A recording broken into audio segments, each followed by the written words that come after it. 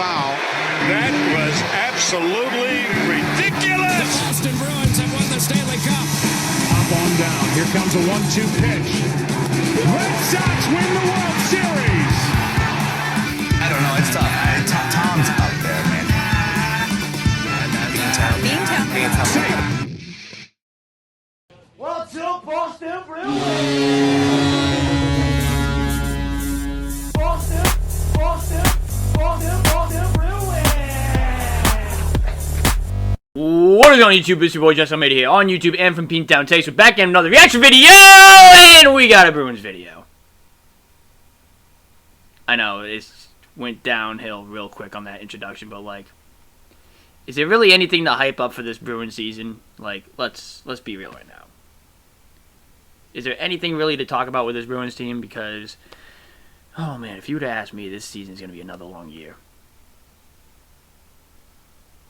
Lost a ton of talent within the last 2 years. Last year, obviously, not the season that Bruins fans would have hoped. There was some light at the tunnel with the offseason, where there was some marquee free agents. And ultimately, the Bruins did not do anything to get themselves in a better position for this season. Victor Arvidsson, Jeannot, those are like your two notable big names that the Bruins got in the offseason. And can you really count them big names? Can you really count them big names? It's just unfortunate for the Bruins. Like, they've really gone the FSG route. The only difference between the Bruins and FSG is that the Bruins keep their homegrown talent.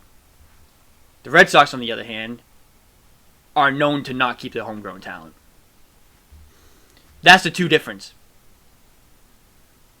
The Bruins are paying their homegrown talent, sure, but they're not surrounding them with the talent they need to compete for a Stanley Cup. And I'm already prepared for the fact that Sweeney, Neely, Jacobs are going to throw at us like, hey, we expect to be competitive this year. No, you're not. No, you're not. The Bruins got David Pastrnak, Charlie McAvoy, Zaka Pavel, Morgan Geekie. Oh, God. Hampus Lindholm.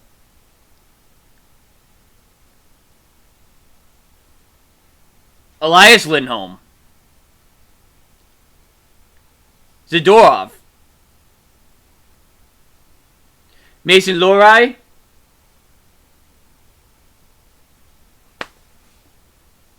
Realistically, the rest are nobodies. I think I did a pretty decent job there, at least. It's going to be a long season. It's going to be a long season for the Bruins. That's for sure. Excuse me if I missed a couple names. I was just listing off the players that are at least good players off the top of my dome. You didn't mention Jeremy Swayman. Yeah, Jeremy Swayman sucked last year. Until he proves otherwise, to me right now, nobody. Hashtag Jesse reacts in the comment section. We're going to react to Charlie Jacobs, Neely, and Sweeney addresses the media at TD Garden ahead of the 2025-26 NHL season.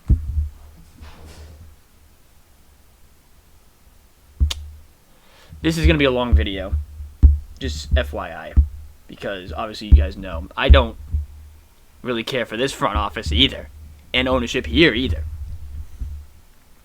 I got a message to Charlie Jacobs right now, though.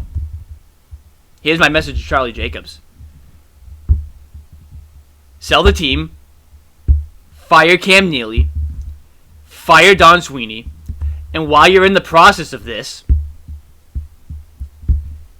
give the owning rights of TD Garden to the Boston Celtics and the Chisholm family. So I'll tell you what, Boston Celtics have carried that building more than you have. Realistically, not even close.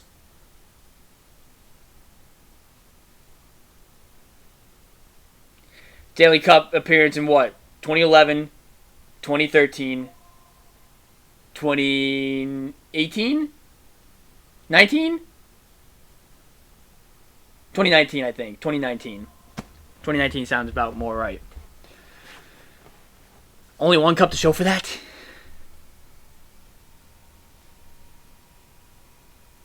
Besides those 3 years, you get bounced in the second round. Some years look promising, but ultimately it's never enough. As far as I'm concerned, Don Sweeney is one of the worst drafters in the NHL.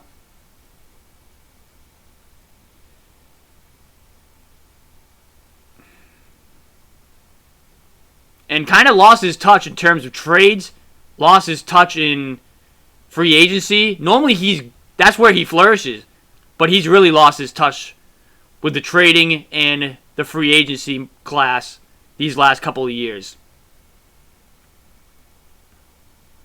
It's time for change. It's time for change for the Bruins. Sometimes change is a good thing. Sweeney's been here for what? Almost 10 years. He's been here for as long as I can remember.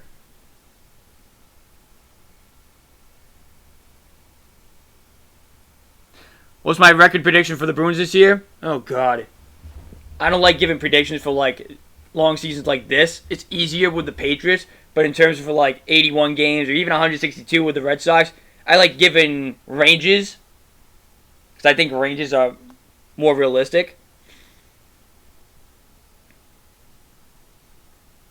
35 wins? Like 35 to like 38?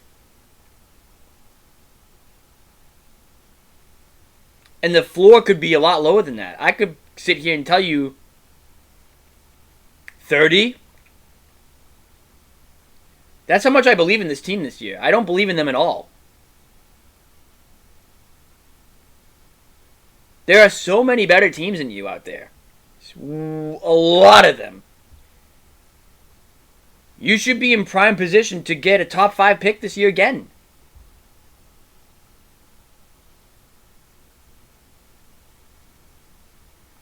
Unfortunate. We're going to react to this video here. Leave a thumbs up if you guys enjoyed. Subscribe now if you guys are new. You guys know what to do. Go check out our website. Links in the description down below. You guys want to be notified whenever we drop an upload. Hit that notification bell so you can be the first one to watch these videos. If you guys want to win a signed Jaylen Brown Boston Celtics draft hat, the link to that is in the description down below. Follow the rules so you can potentially win that hat. We'll be giving that away at 4,000 subscribers. And without further ado, stop straight in the video. Well, good afternoon, everyone. Welcome to 100 Causeway Street, the home of the Boston Bruins front office and adjacent to TD Garden. Special welcome to those tuning in live via our live stream on bostonbruins.com, as well as our partners on Nesson and 98.5 The Sports Hub. To my right sit Boston Bruins CEO Charlie Jacobs. Boo! And General Manager Boo! here today. Boo!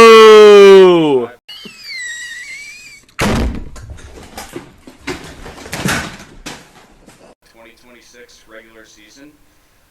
When we get to the Q&A portion of our availability today, as usual, please raise your hand. We have 2 wireless mics roaming. When it is your turn to ask a question, I just ask that you state your name and who your question is for. Also, would appreciate if you limit it to 1 question. That way we have time. I will for at least everyone. admit, If you do want to ask another question, obviously raise your hand. at least the owner for this I'll team turn it shows over up. to Charlie for a few opening remarks. Hey, good afternoon, everybody. Thank you for coming here today.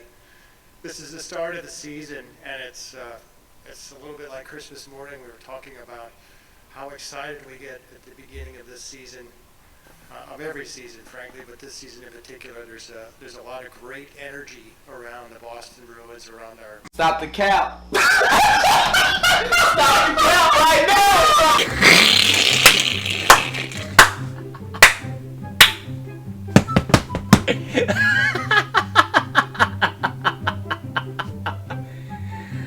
Oh, I had to laugh. I just had to laugh at that.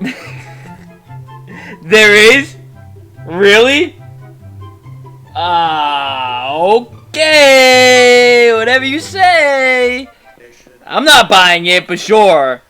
Marco Sturm has been so far has brought some real energy and some real structure to our team. I'm very excited about how our team is going to play this year. I think the Boston Bruins are going to be a very difficult team to play against, and that was our intention.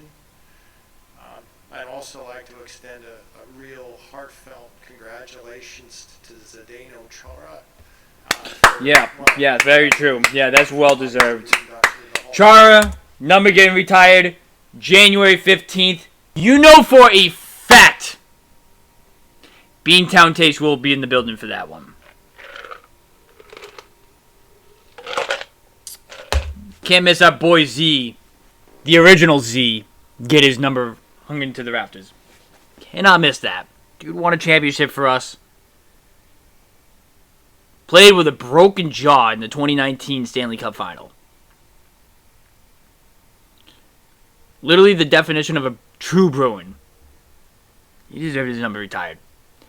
Bergie next, though. And I will need to be front row for that. Retiring his jersey this January. With that, I'll hand it over to both Cam and Don for their statements and then some questions.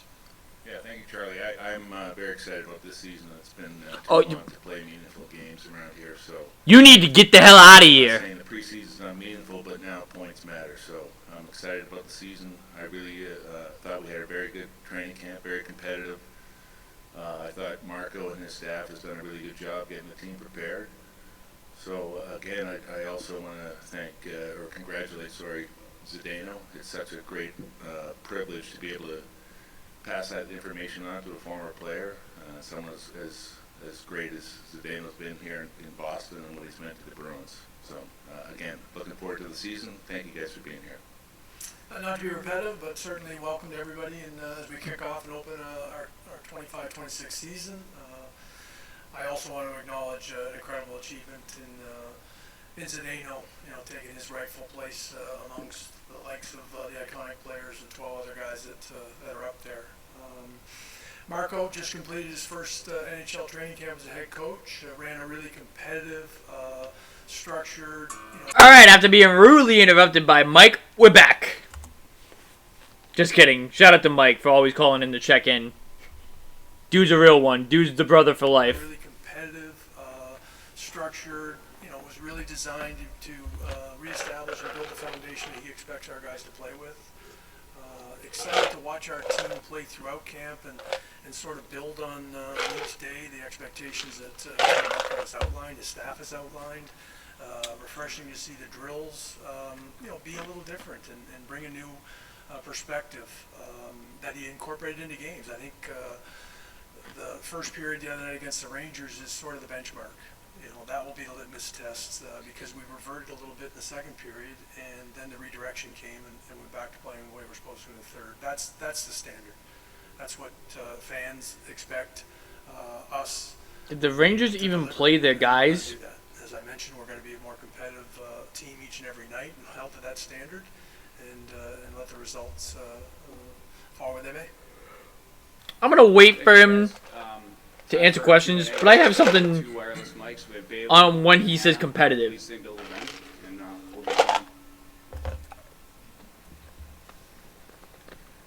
Conroy, Boston Herald. Don, you had Fraser Minton make the team. He obviously had a very, very good preseason. But was there any disappointment some of the other younger, skilled guys didn't push for a job? Well, they're disappointed. A couple of guys yesterday we were talking to were right on the doorstep, and these are hard decisions to make. Several of them made it very difficult, and Fraser, to his credit, took the opportunity, and he's earned it. So we're going to start that way. Wait, who? Credit, took the opportunity, and several of them made it very difficult, and Fraser, to his credit, took the opportunity, and he's earned it. So we're going to start that way. The other guys are going to go and put the work in that's required to be next in line. The message is going to be, it's the 6th of October, and they're playing the best. and that extends to Providence. These guys understand why they're brought here, and they delivered from a competitive standpoint. They're on the doorstep. Maddie's played plenty of games here, and Maddie Poitras, speaking of that young player. But Fraser earned it, and as did the other guys that are currently here.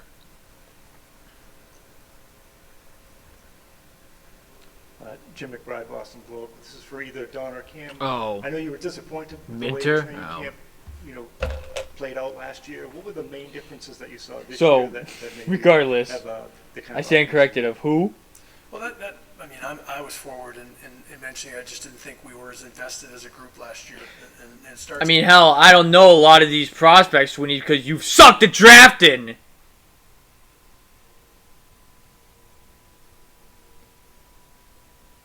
I need to take a look at the farm system for the Bruins and where they're ranked. Does the NHL do, farm system rankings? They have to. There's no way they don't. It always starts with the players from that standpoint. We did not raise our level of competition, in the daily preparation that was necessary, and it showed up. And this year, I'm hopeful that the attention to detail, the structure, the things that we were trying to emphasize, but most importantly, the competitiveness, will show up. It needs to show up, and the guys within the locker room, I think, are recognizing it. There was a different tone, there was a different approach, individually and collectively, and the newer guys that have come in, They do. embracing Nice. that opportunity. I think Mike Easemon's a great example of that. We welcomed an expanded role. He went out and executed at a higher level against the Rangers, and he finds himself riding shotgun with Tanner and Fraser. In all likelihood, if that's the way Marco continues to go, that's the way they practice today. So They're ranked 20th.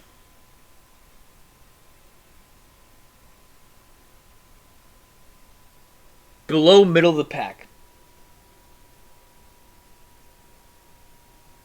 James Higgins is your number 1 prospect. Fabian Lysell is your number 2 prospect. Frazier is your number 4 prospect.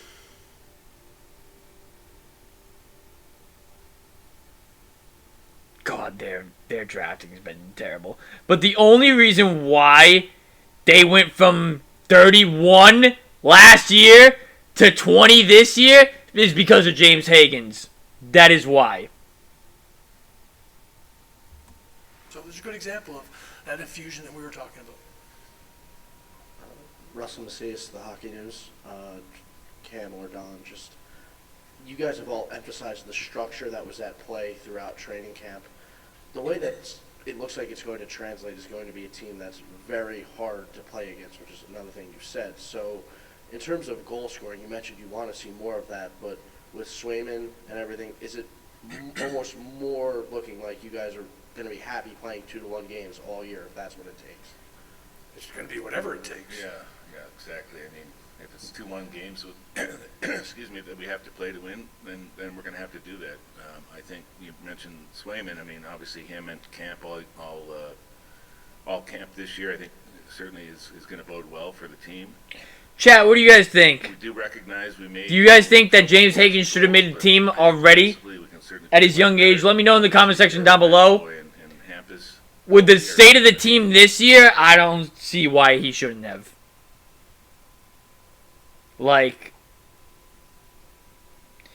The dude was projected to be the number 1 pick, last year? Then had a down year.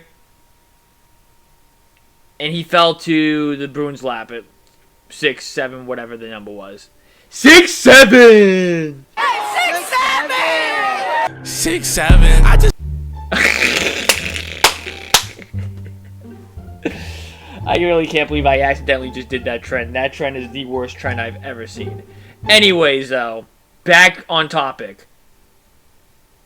I mean, with the roster you have right now for your Bruins team, what do you have to lose?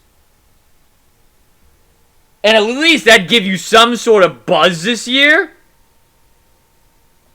Oh my god, the kid from Boston, the hometown kid, is gonna be making the team. This is his first year. At least it'd be buzz. There's no buzz for this Bruins team right now. A big part of our back end, but I think we're going to be very tough out this year. We're expecting to play very hard every game. Connor Ryan, Boston. And to Fabian Lysell, when is he going to get called up? He's been one of their top prospects for a while now. The lift that Hampus Lindholm can bring this team now that he's healthy and back on the ice. Yeah, I mean, Cam referenced. Like, if he's not going to get a crack at this roster getting through at this now, then when will he? Training camp where we are healthy to start the season is, it's reason for optimism first and foremost. You got other teams that are going through some challenging injuries right off the hop, so they're going to test depth. We know we're going to test depth throughout the season, but we tweaked our systems all over the ice. And as I referenced the building blocks as I went through training camp, I think it's important that there'll be some nuances and some situations that the guys are going to have to go through. The teams on the other side prepare, equally as well, and what they're going to do. So we have to adjust to that. But again, the standard, the competitive things, and again, I'm going to repeat it because that's what we have to do. Especially teams are going to be a big factor of the outcome of games, regardless if they're 2-1 or 4-3. They generally play a factor. God, I hope we. So ours have to improve, and that's another area that we've been excited I about. never hope to see a team lose. Like Spotter's got command of it, and what the execution In Boston, I truly they're don't. going to be held to that same standard I've been talking about overall. But this dude is needed to get out of there for a while. The structure is going to be there on a daily basis for them to go out and take advantage of the situations they're in. Part of me is afraid though. If it wasn't after last year, then when will it be? I'm McLaughlin, WEI. Don, you mentioned some of the players who went down. Blumel, who he brought in, who had scored goals. Potter's a more offensive-minded player. Even Lysell. Why do you think some of those more offensive? Oh yeah, Patras, I forgot. Had trouble kind of breaking. I totally forgot about Patras because he was hurt last year. Again, it comes down to sometimes it's a balance here or there.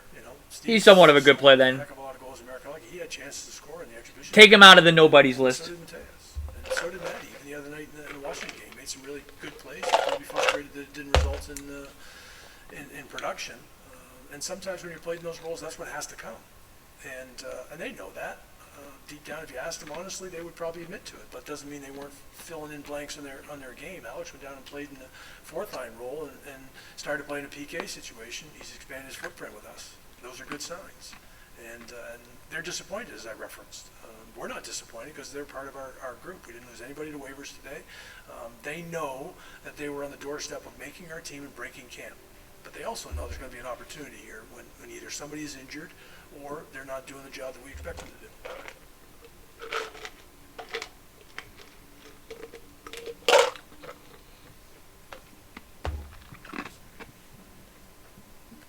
Emily Benjamin, NHL.com.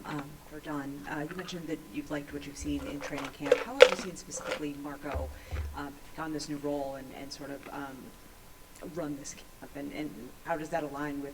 I mean, Marco's going to do the best he can do. I He's think not really I given referenced, much, through the interview process, Marco, but he's going to do the best he can do. Voice and confidence as he was going through the interviews. So. And his organization, his layout for what the staff expects. Listen, if he can magically make this team ability to flirting to the playoffs, then he's a fucking good coach then. Heard his voice throughout camp.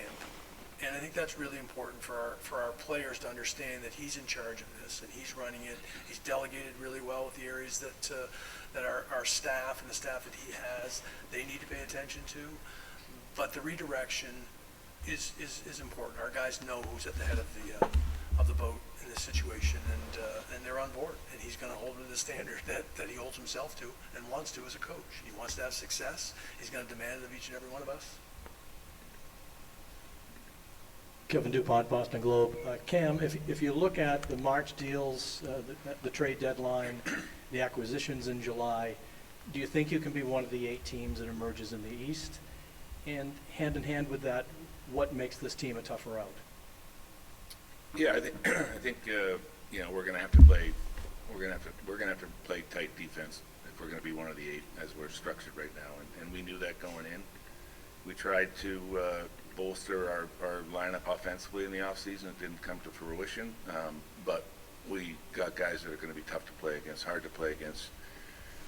I think teams are going to circle playing against the Bruins and go, oh damn, we got to play them tonight. That's I think. No, they're not. Come on, stop lying to yourself. The year we can add some offense somewhere. Our specialty teams have to get better. They should be. What do you say about the offense? The type of lineup that we put together, knowing that hopefully throughout the year we can add some offense somewhere. Could have had some offense this offseason if you signed Mitch Marner.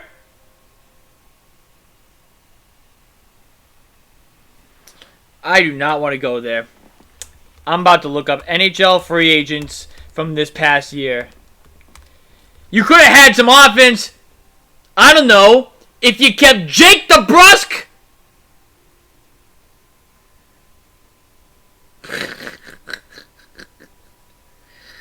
What a freaking joke. These guys really don't know what in the hell they are talking about. None. No clue at all. It's just fucking crazy. They really think they know what they're doing here.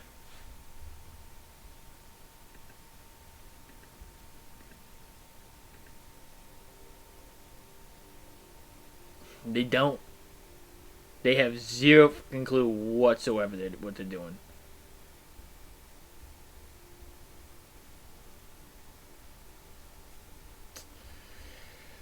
Crazy, yo. Our specialty teams have to get better. They should be able to get better. There's no reason for them not to be better. So I think that's an area of improvement, like I said, with being healthy on the back end and also goaltending. So those are areas I really believe we're going to improve upon. It's just a matter of making sure that we're keeping the puck out of our net because it's going to be a little bit more challenging. Just giving you a heads up too, Bruins. You got this year. That's it. If you want to say this is a retool year, well, guess what? You got this year and that's it. I don't want to hear a single peep come out of you guys' mouths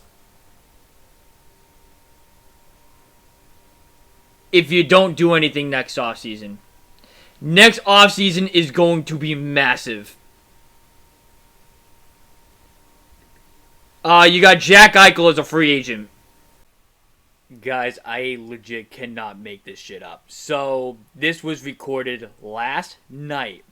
I wouldn't have thought that there'd be anything done to this point in terms of extensions or whatever. But Jack Eichel's been re-signed by the Golden Knights for 8 years, $108 million. So the Bruins will not be getting him next year. Another dude from Boston.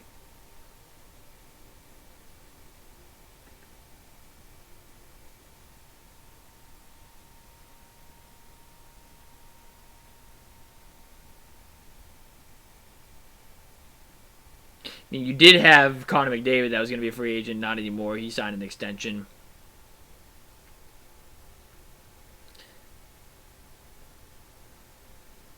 There's a couple of names that I'm also blanking off the top of my head.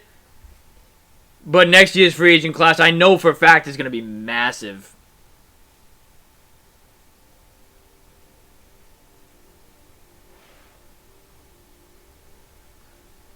Oh, McCarr's a free agent too from Colorado. Another Massachusetts kid. He's a defenseman, but he's like one of the best defensemen out there, right? He's like, I think he's in the top 10. I could be wrong there. I could be mistaken, but I know he's good. Kyle Connor. I think he's a goal scorer. He's 28. I do know that off the top of my dome.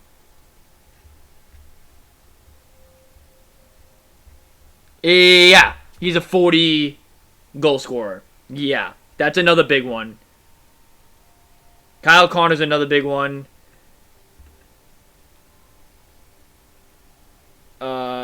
Patrick Lane from Montreal. I think that's another big one too.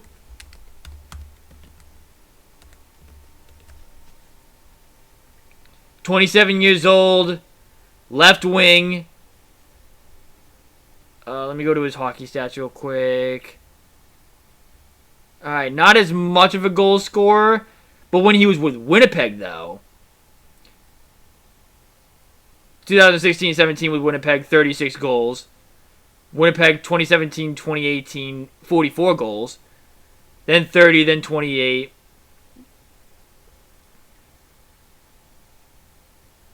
Montreal last year, he had 20 goals. So, alright, not big numbers that I have seen, but like he definitely has some offensive upside there. But Kyle Connor, Cal McCarr, Jack Eichel, Panarin's a big one. I know Panarin's a big one, and he might not cost as much. He's going to be 35.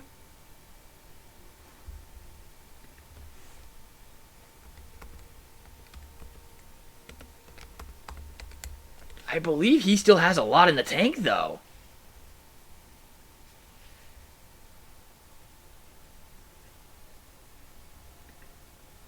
Let me see. Yeah, he's 37 goals, 52 assists last year. Yeah, that's another big one. That's another big one. And honestly, if you can get him too, wouldn't be a bad pickup to mentor the younger guys. So next free agency class is big. I gotta look at a much more deeper dive in the list of free agents that's going to be happening.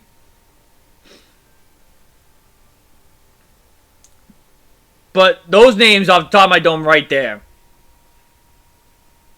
And who knows if Connor McDavid has another year with Edmonton where he just says, I'm out, dude. I'm out. I can't do this no more. Got to explore trade options there. Because the extension that he signed is only for 2 years. So it wasn't a long-term contract. And the time could be ticking there for Edmonton. So next offseason is going to be huge for the Bees. Next offseason is going to be a huge offseason for the Bruins. Looking to score some goals, but we're hoping to address that throughout the year as well.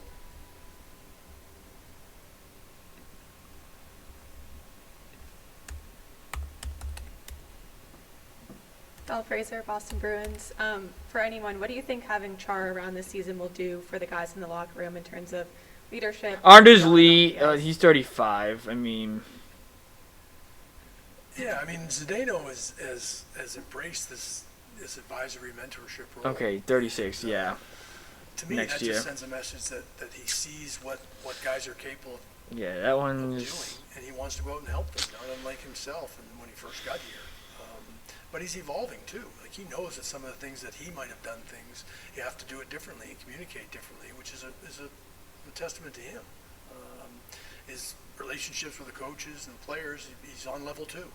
So I think that he's spreading all those details and things on a daily basis and imparting knowledge.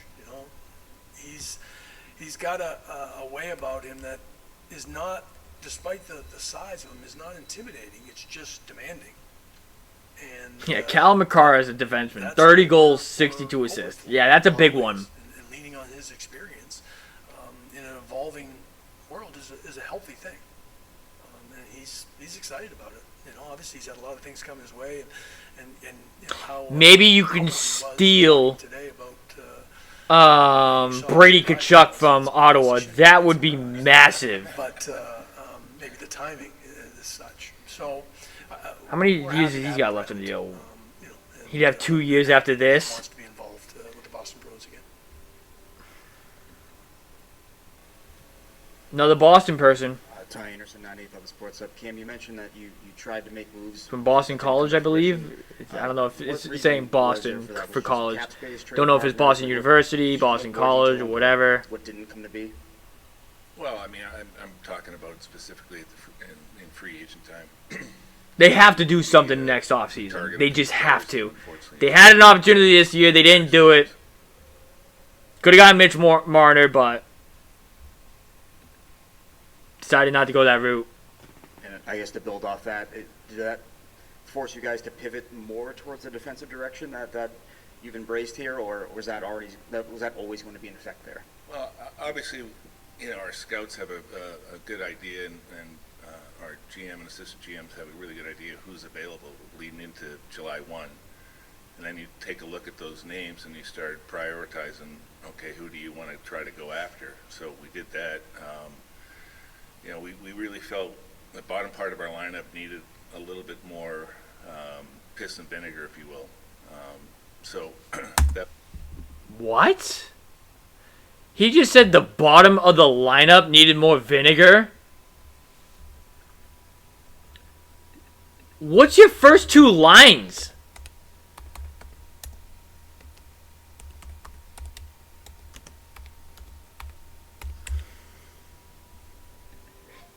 This is the Bruins lines right now. First line, Elias Lindholm, Morgan Geekie, David Pastrnak.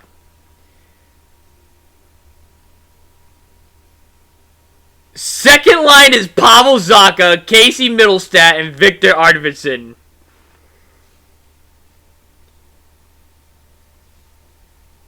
But this dude's over here talking about the bottom of the lineup needed some vinegar. Oh my dear God, help me with watching this team this year.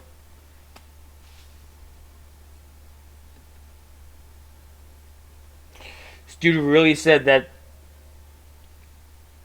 they wanted to add at the bottom of the roster.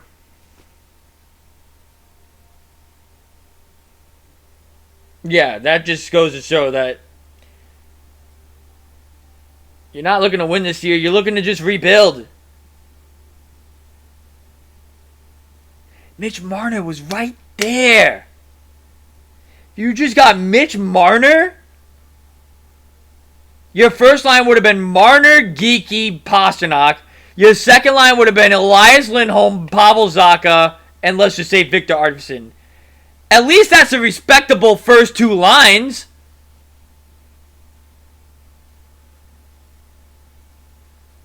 And Lindholm, I'm sorry, he was not good last year. He's my number one center going into this year. Good Lord help. That was something we attacked first, and then the free agent class was what it was from an offensive standpoint. So Mitch Marner, dude. As it was, maybe some from previous years, you know it's going to be a little bit more challenging to try to get a player that you may want. But I thought our guys did a really good job. Here we go. Is going to give us that piss and vinegar, and it's going to be hard to play against, and teams aren't going to enjoy it. Russell Macias, Hockey News. Just what can you say about John Beecher and Jeffrey Beal working the way they did through camp and making the team outright, despite the competition that was brought in externally? I mean, I'll reference the way that Cam was describing our team identity, and from a focal point of this summer. This screen right here does not have Johnny Beecher on this team. And he's got a style that abrasiveness that we value. In Beach's case, he's got PK and face-off. Okay, so let's say he's the third line center. He's going to have to earn his job back, right? In some He'd be the ways. third line center. Impact in the game 5-on-5, as all players need to continue to do. But we go back to the team Again, identity no. and shaping Good our Lord roster. help us. We always had the intention to be a harder out.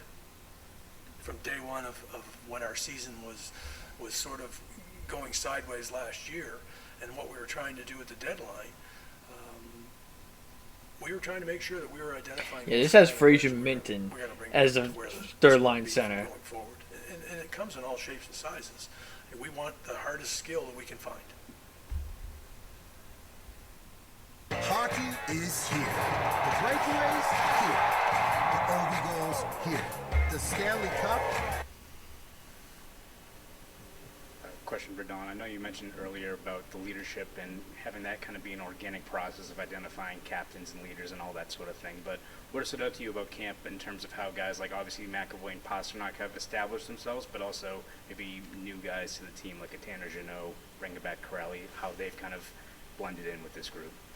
They've done a good job. Obviously, you reference Charlie and David in particular because they're at the forefront of it. You're also acknowledging Hampus coming back in, having missed and not being part of that locker room for the vast majority of last season. You have other players that are going to have to continue to have their voice on and off the ice be heard a little louder. We've also brought in players that have been in other places and are comfortable. You mentioned Tanner. So they've formed their leadership group moving forward. they'll acknowledge who the third person where the A will be. They're not concerned about the captaincy part of things. Did I say Connor Janot? And them coming together as a group. I just thought about that. Wait. Personalities had a fantastic day yesterday. Obviously. Regardless, nobody. Worst version of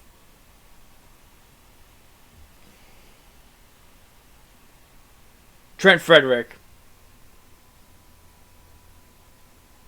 Should have just kept Trent Frederick. With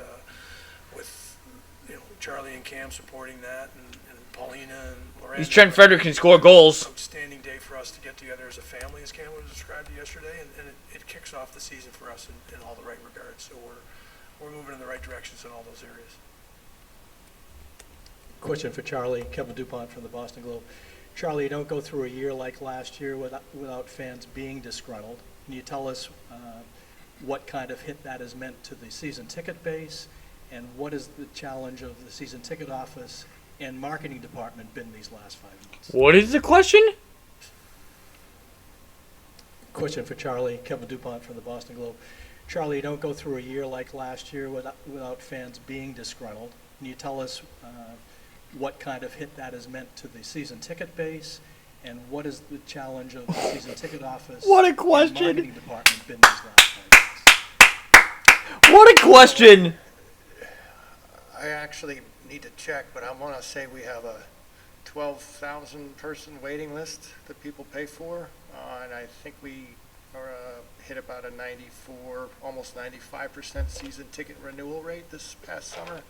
So despite the rough season that we had on the ice, our fan base was very supportive in renewing their seats, and luckily we've been blessed with that.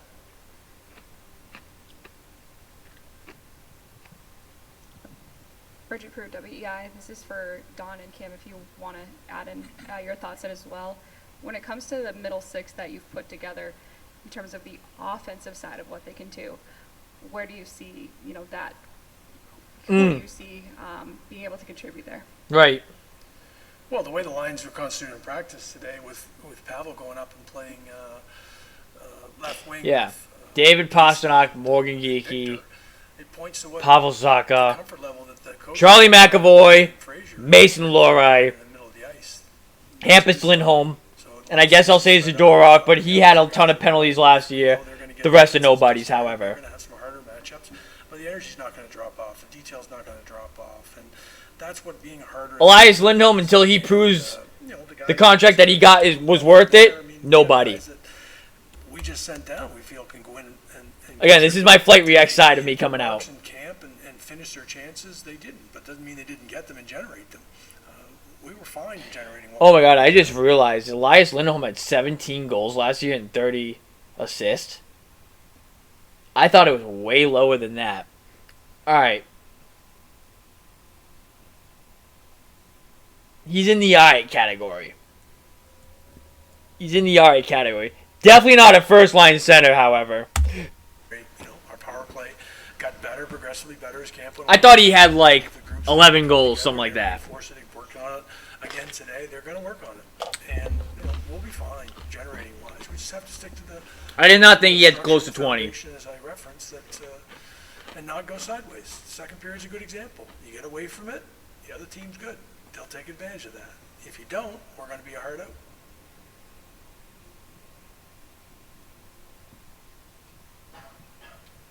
Scott McLaughlin, WEI, for Charlie. You mentioned, the season ticket waiting list, fan interest still being pretty high. Does that inform at all, how quickly you want this retool to happen or need it to happen? I think the pressure's there every day, no matter whether we won the cup last June or not. We feel that.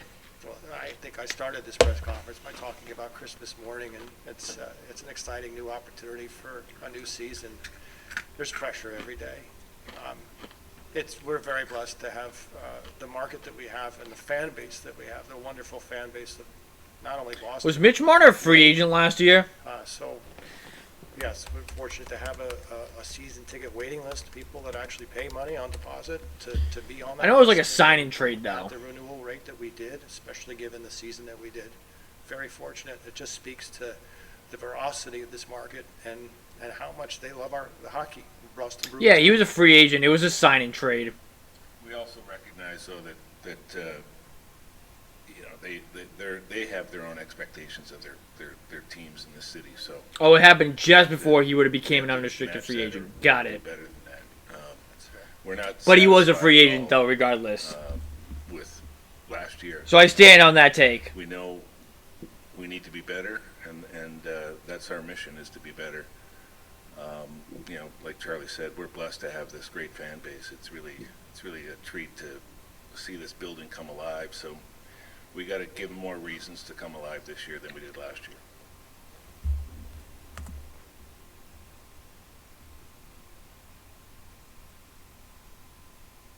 I was just about to say, should I say the year before that too? But then I remember they went to the second round. First year post Bergeron. So I'll hold that comment. You need to make it to a conference finals, for crying out loud. Get to the big stages.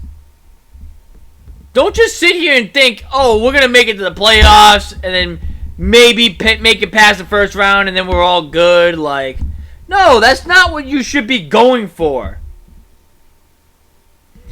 They haven't made it to the conference final since 2019. Which that was the year they went to the Stanley Cup final. It seems like they're either first round exit, second round exit, or they go to the Stanley Cup. It's never they get to the Eastern Conference final.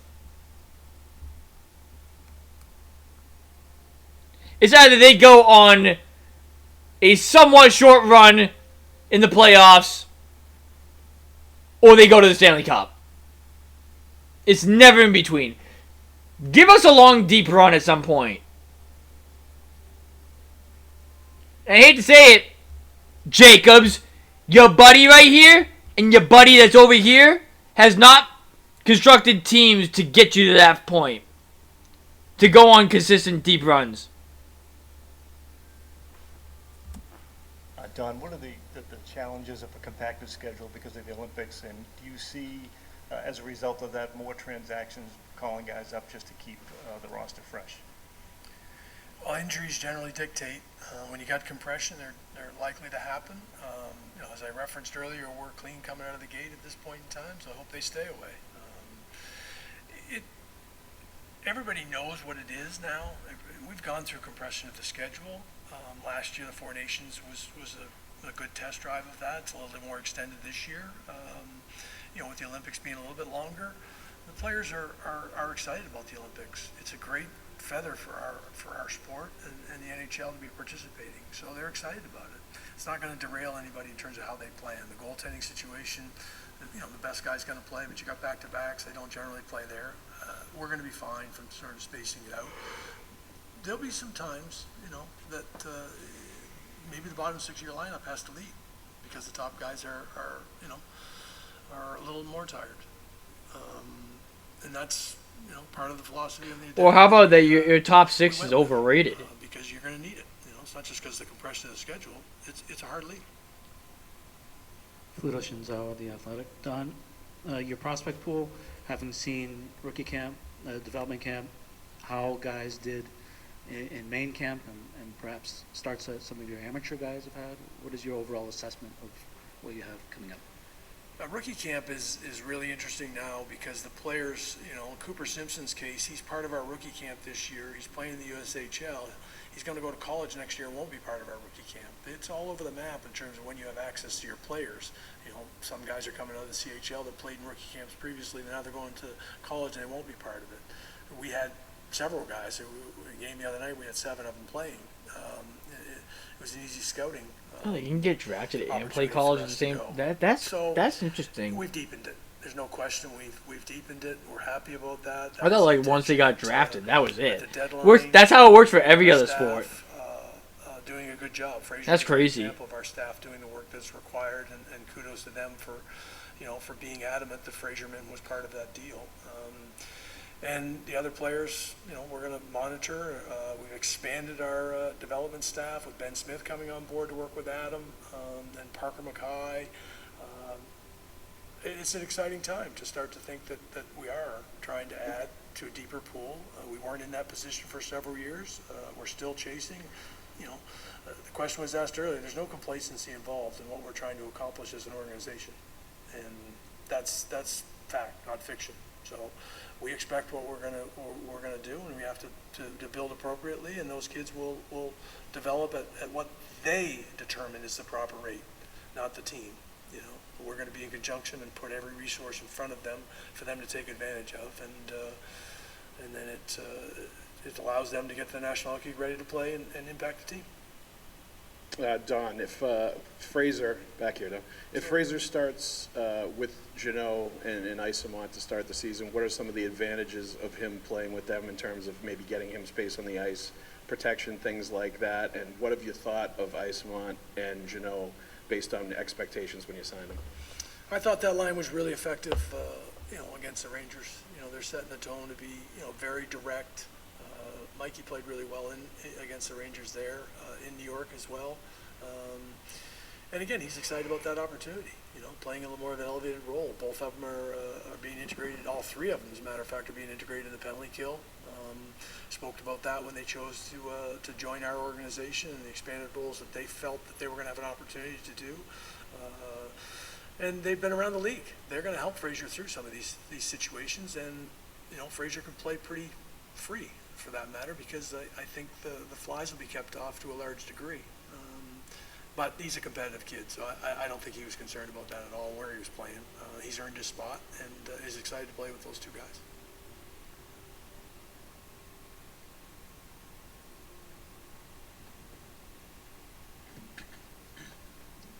Mary Olivia Ayers, BNG. I know you were able to get Sean Corrali back this year. What do you see his role being this year, and what is he crucially bringing to the team?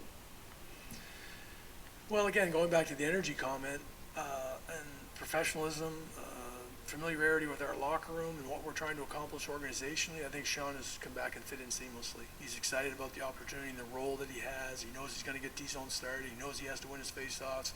He was critical of himself the other night because he didn't do the job that he's expected of himself. That's pride in, as I referenced, professionalism and knowing what the coach is asking you to go out and do. And he's got an infectious personality. He's got energy about him that drags people in, rather than sort of being a quiet, do your job mentality. He's got both, and he's going to be a big part of our penalty killing situations.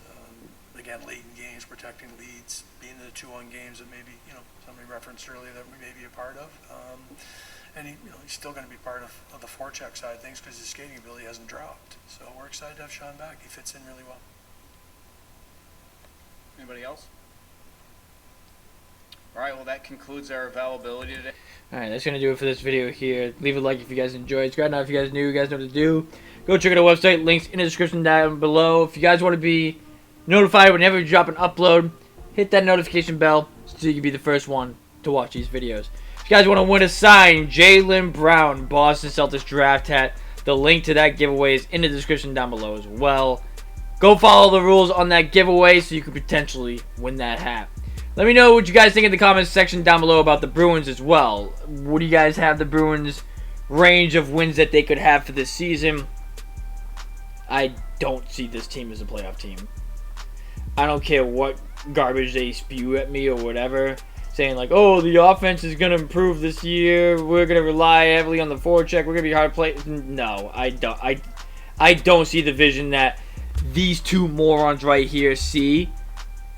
And I say anywhere between that 28 to 37 win mark, let's say around there. I forget what I said at the beginning of this video because, to be honest with you, when I recorded the intro of the video, it was right before I had to go to work, so I had to come back to rewatch this after work. So when I edit it up, I'll remember what I predicted or whatever. But now after thinking about it and everything else, I say 28 to 37 wins is like the range or whatever. Like, that's a big range, obviously, but like, I don't see them getting over 40 wins though. That's no. And I have them last in division this year also. I don't have them better than anybody in our division right now. Even the Buffalo Sabres, which is crazy to say because the Sabres are always a joke. So, it's just unfortunate. It's unfortunate that our hockey team is where it's at right now. That's going to do it for this one here, though. Thank you guys for watching. It's been your boy Jesse, and we'll see ya in the next video. Later, guys.